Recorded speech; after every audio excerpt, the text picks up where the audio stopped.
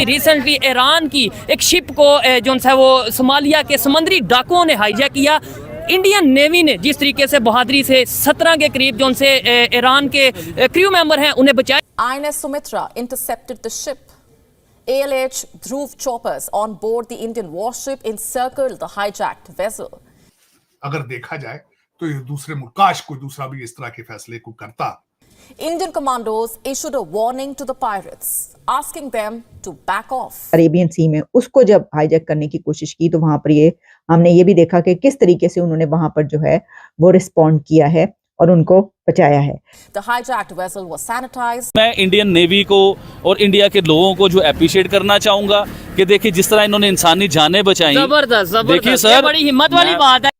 इससे भी ये पता चलता है कि वहां पर जो वारशिप्स हैं वो भेजना कितना जरूरी था और है। हम हिंदू मुस्लिम के तो फड़के में पड़े हुए हैं और आज अगर हम देखें ईरान, उसने इंडिया के साथ मुआहिदा किया है कि भाई तुम्हें हम पेट्रोल देंगे सस्ते दामों पे, मतलब डिस्काउंटेड रेट पे। और ये भी एक लर्न करने की बात है कि उनको फिक्र है। जितने भी हमारे दीगर मुस्लिम कंट्रीज हैं, हमें कोई भी रिलीफ के तौर पर ना डिस्काउंटेड ऑयल दे रहा, ना गैस दे रहा, ना पेट्रोल दे रहा, कोई भी चीज नहीं दे रहा। आपकी किस्मत में ऐसे ही है, जूते ही हैं, वो जूते अब पड़ रहे हैं और पड़ते रहेंगे। It is India that is time and again responding to the SOS calls. Jai Hind दोस्तों, a very warm welcome to Hindustan special channel. भारतीय नौसेना ने जांबाजी दिखाते हुए समुद्री लुटेरों द्वारा अपहरण किए गए ईरानी जहाज को लुटेरों से मुक्त करवा लिया है। भारत के जंगी जहाज INS सुमित्रा ने 17 क्रू मेंबर्स को समुद्री डाकुओं से बचाया। जानकारी के अनुसार भारतीय नौसेना के जंगी जहाज INS सुमित्रा ने अरब सागर में कोची से 700 समुद्री मील दूर पश्चिम में सोमाली समुद्री डाकुओं द्वारा अपहरण किए गए लोगों को बचा लिया है। इस ईरानी जहाज MV ईमान में 17 क्रू मेंबर बैठे हुए थे, जिनका अपहरण समुद्री डाकुओं ने कर लिया था। भारतीय रक्षा मंत्रालय के अधिकारियों ने इस घटना का खुलासा करते हुए कहा कि देश के पूर्वी तट की ओर यानी अरब सागर के पास अदन की खाड़ी में तैनात INS सुमित्रा ने तत्काल रिस्पॉन्ड किया। जैसे ही ईरान फिशिंग वेसल ईमान के खतरे का अलार्म बजा, डिस्ट्रेस कॉल आई। सुमित्रा ने तेजी से उसकी तरफ स्पीड बढ़ाई। ईरानी जहाज पर सोमालिया समुद्री लुटेरों ने कब्जा जमा लिया था, क्रू मेंबर्स को बंधक बना लिया था। भारतीय नौसेना ने सभी 17 क्रू मेंबर्स को बचा लिया। जो ईरान का इशू चल रहा है, पाकिस्तान के साथ इशू चल रहा है, दो मुस्लिम कंट्रीज हैं आपस में लड़ते नजर आ रहे हैं और दूसरी साइड पे पाकिस्तान की मीडिया में ये बताया जा रहा है कि इंडिया सपोर्ट कर रहा है जी ईरान को पाकिस्तान के शुएब भाई, ये तो सरासर प्रोपेगेंडा और गलत बात है। देखिए जो जेन्युइन बात है ना, रियलिटी को सामने लेके आओ, क्यों डरते हो आप? ईरान को आप ये कहना चाह रहे हो या मीडिया ये कहना चाह रही है कि ईरान और इंडिया के रिलेशन इसलिए बेहतर हो रहे हैं कि ईरान ने पाकिस्तान पे अटैक कर दिया, ये मकसद है ना कहने का। हाँ, ये और भाई साहब मैं आपको बताता हूँ, अपनी गलतफहमियां पहले दिमाग में से निकालिए।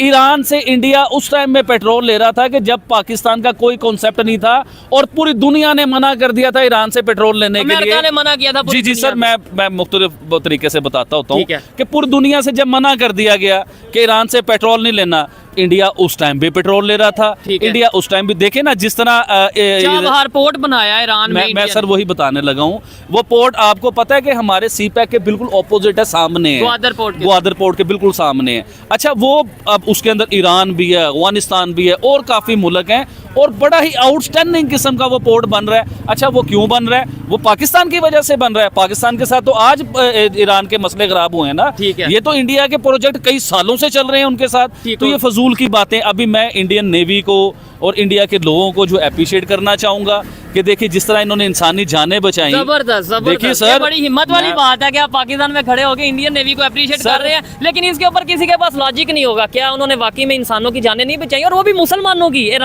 ईरान के जो क्रू मेंबर थे, इसके ऊपर तो कोई आप में से ब्लेम भी नहीं कर सकता पाकिस्तान से कि भाई आपने इंडिया के फोर्सेस की तारीफ कर दी। आज मैं इंडिया के, देखिए मैं पूरी ऑडियंस को, पूरे पाकिस्तान को बताना चाहूंगा, पूरी दुनिया को, हम सिर्फ इंडिया की तारीफ नहीं करते, जो कुछ कर रहा हो हम उसकी तारीफ करते हैं। किसकी आर्मी बहादुर है या किसकी आर्मी मजबूत है, कंसेप्ट में हमारा रीजन या बात करने का मकसद ये है कि दो कंट्रीज, नेबर कंट्रीज हैं, आपस में लड़ते नजर आ रहे हैं, ऊपर से मुस्लिम कंट्री हैं, और तीसरा कंट्री जो कि पूरी दुनिया के साथ अपने रिलेशन बेहतर कर रहा है, ईरान के साथ। बड़ी प्यारी बात ज़हन से मैं बात काट दूं। देखें, ये मुस्लिम वाला कॉन्सेप्ट ना सबसे पहले शुएब भाई अपने ज़हन से निकालिए। ये मुस्लिम वाला कोई चक्कर नहीं होता, ये हम लोगों ने बनाया हुआ है, ये हमारे मीडिया ने बनाया हुआ है, ये हमारे मस्जिद के मुल्लाओं ने जुम्मे वाले दिन बनाया हुआ है जो ये किताब मुस्लिम देते उम्मा। हैं। देखिए मुस्लिम उम्मा वाला कोई चक्कर नहीं है, ये सब झूठ है। आप सऊदी अरेबिया को ले लीजिए, ठीक है। आप ईरान को ले लीजिए, आप यूएई को ले लीजिए, अभी आप सऊदी अफगानिस्तान बांग्लादेश को ले जी जी लें। अफगानिस्तान बांग्लादेश को भी ले लीजिए।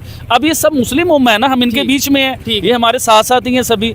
अब मुझे बताएं कि कितने मुल्कों के मैंने नाम लिए हैं, हमारे पाकिस्तान के इन मुल्कों में किस किस मुसलमान के साथ रिलेशन बेहतर हैं, कौन से मुल्क के साथ बेहतर ये है? मैं- एक सेकंड सर, एक सेकंड ठीक है। थोड़ी सी बात शुएब भाई ठीक है, कंप्लीट होने ठीक दें, है। उसके बाद आप बोलिए। जरूर। देखिए अफगानिस्तान के साथ हमारा पंगा, बांग्लादेश के ओए होए बांग्लादेश का नाम जेहन में आ गया। अभी बांग्लादेश के लिए 5 मिनट आप मुझे दीजिएगा, मैंने बांग्लादेश के ऊपर ठीक, बातें करनी ठीक है। है। बांग्लादेश के साथ हमारा पंगा है, उसके बाद ईरान के साथ हमारा पंगा हो गया।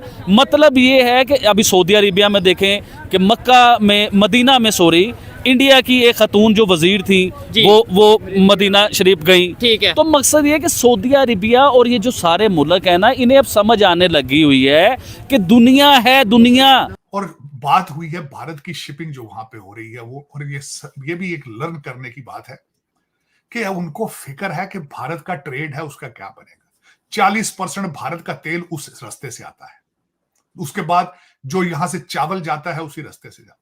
अगले परेशान है, फिक्रमंद है अपने मुल्क की इन्फ्लेशन के लिए, ट्रेड के लिए। अगर देखा जाए तो ये दूसरे मुल्क, काश कोई दूसरा भी इस तरह के फैसले को करता, सोचता कि हमारे मुल्क के अंदर क्या होगा। आपके इस वक्त सिर्फ एक ही बाजार गर्म है कि बस वो पीटीआई का झंडा है, मुस्लिम लीग का जलसा है। और मुस्लिम लीग भी नहीं कहते, मुस्लिम लीग कहते हैं सारे, जिस तरह के ये लीक हो रहे हैं शुरू से। तो देखें, और ये अब किस करवट बैठते हैं। हालात तो कोई अच्छे नहीं चल रहे इनके। मेरा मकसद है इलेक्शन हो तब भी कोई फर्क नहीं पड़ेगा, हो गया तो फिर भी कोई फर्क नहीं पड़ेगा, क्योंकि करप्शन रोकने के लिए किसी के मुंह से अभी तक 2 लफ्ज मैंने नहीं सुने। अब अगर आपने सुने हैं तो मैं उसको सुनने के लिए मैं तरस चुका हूं कि पाकिस्तान के अंदर कोई करप्शन के ऊपर क्रैकडाउन होगा। मेरे ख्याल में नहीं होगा। आपकी किस्मत में ऐसे ही है, जूते ही हैं, वो जूते अब पड़ रहे हैं और पड़ते रहेंगे, चेहरे बदलते रहेंगे। जिस तरह 2018 में इलेक्शन हुए थे बिल्कुल उसी तरह के 2020 में होंगे। छोटे भाईजान की जो शहबाज शरीफ साहब थे उनकी कैबिनेट 80 लोगों की थी, तो मियां साहब आएंगे उनकी 180 की होगी। कोई 200 एमएनए होंगे, उनमें से 180 आपके वजीर होंगे। आपकी किस्मत के ऊपर फैसले ऐसे होते हैं कि वजीर बेमहकमा, मैंने कभी किसी जिंदगी में किसी मुल्क में नहीं सुना कि वजीर बेमहकमा, उसके पास महकमा ही कोई नहीं है, लेकिन पैकेज उसका 15-15, 20-20 करोड़ का उसकी गाड़ियां 6 आगे भागती हैं, 5 पीछे होती हैं। मगर सर शहबाज शरीफ साहब तो अभी भी कह रहे हैं कि नवाज शरीफ साहब ने जो इकोनॉमी को ठीक करने का प्लान बनाया था वो लेके भारत ने अपना सब कुछ ठीक कर लिया। बहुत सही कहा उन्होंने, बिल्कुल ठीक है।